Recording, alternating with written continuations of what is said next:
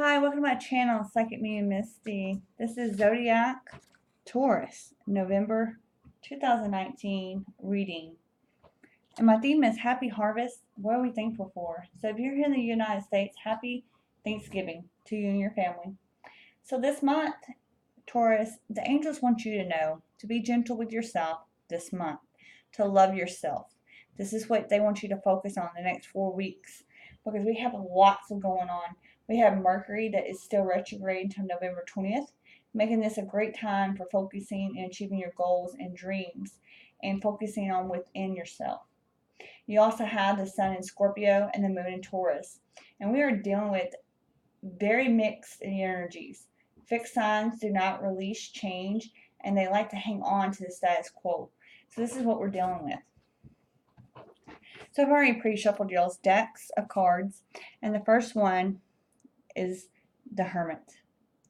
The Hermit card represents loneliness, unattached, soul searching, time needed, or time alone. And this is exactly what the angels were saying that Taurus is really dealing with. They want you to go within and look at yourself. You've been kind of going back and forth since the 9th month of this year of, should I contact my ex-loved one, or is my ex-loved one going to be contacting me? This is for the Taurus people that are broken up, right? And I have a feeling that something happened in the 9th month. Do not be surprised if your ex comes back text messaging you, showing up in the DMs, showing up at your door, sending you some cards or flowers. Do not be at all surprised, okay? The next one is the Hangman. So next month, the 12th month of December, something is definitely going to happen. The Hangman, it represents getting stronger in oneself. After a lot of deliberating and delaying in your life, it's finally about to happen for you. Okay, so if you've been taking time out like it says to do in November, then come in December, you won't see so much delays happening. Okay, the next card is the Observer, right? Your higher self, going within, looking at yourself, and there's that number 12 again. So the 12th month. I wouldn't be surprised if something happens 12/12 of next month for you guys, okay? It's just something about those 2 days, that month and that day is something's going to happen. You could be meeting your new love life, or your ex could still be DMing you in your DMs, okay? Something's happening during the month of December for you guys, okay? And then, when it says observe, you're observing from all directions. I mean, what's going on within your soul? What do you not want to take with you in 2020? What no longer serves you, and that's what you're trying to get rid of. It could be observing from a higher spiritual perspective. It could be, understanding that making money is good for yourself. It could be getting rid of a certain person that no longer suits you. This could be, you finally got that divorce filed and your divorce is signed. Or it could be the opposite. It could be you're finally getting married. You finally got that engagement. You finally got asked to get married. You finally got asked to move in. Or you finally got asked out on a date. You're definitely observing, though, with all three of these cards. You're observing what's going on. And that's good because your priorities have changed. You've been doing a lot of work since the 9th month, since September.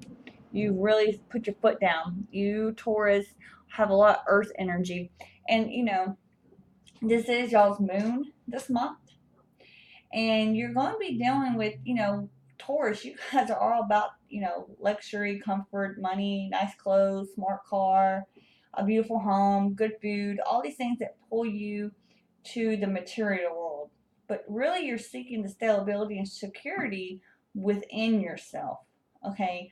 Because you can have all the worldly stuff you want, but if you're not happy with who you are, worldly things are not going to fill that cup up for you, right? So you're definitely working on that, about loving yourself more.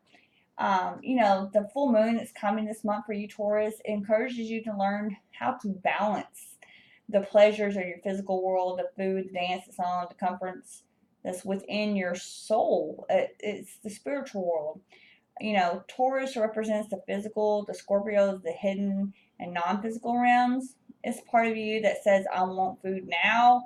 And it says, I want that coffee now, and I need to sleep now. I don't want to wait, delay, glorification. You know, it's the part of you that can distract you from your path. Taurus, you guys have so much earth energy. That isn't to say that you shouldn't enjoy the good food and getting enough rest. The question is how much. You know, are you putting damage on yourself? Are you putting damage in your mental aspect? You know, also with Mercury retrograde and Scorpio, you might be wrestling with the battles of the wills. The good questions to ask yourself, you know, is what is truly valuable for me? You know, what do I truly need, and what can I let go of? Can I trust that everything's in perfect divine order? You know, Venus is the ruler of Taurus, and it is in Sag. So you might be planning a trip or going on a spiritual search for more meaning in your life. And that's probably the reason why they're saying the next card is no place like home, right? No place like home, you know, and that's home within your own self. That's being comfortable with who you are and finding your identity. You know, it's about that meaning in your life that's spiritual, that's the higher self. Now, on another note, if you are looking for a romance, you may meet someone from overseas and start a long distance relationship. I wouldn't be at all surprised if some of y'all come back and comment and say, hey, I'm dating someone from overseas. You may come in contact with someone from a completely different culture than yours and learn a great deal. You know, you gotta have this understanding of growing accustomed to people speaking very loudly to one another. You know, sometimes you just have to accept for what it is, right?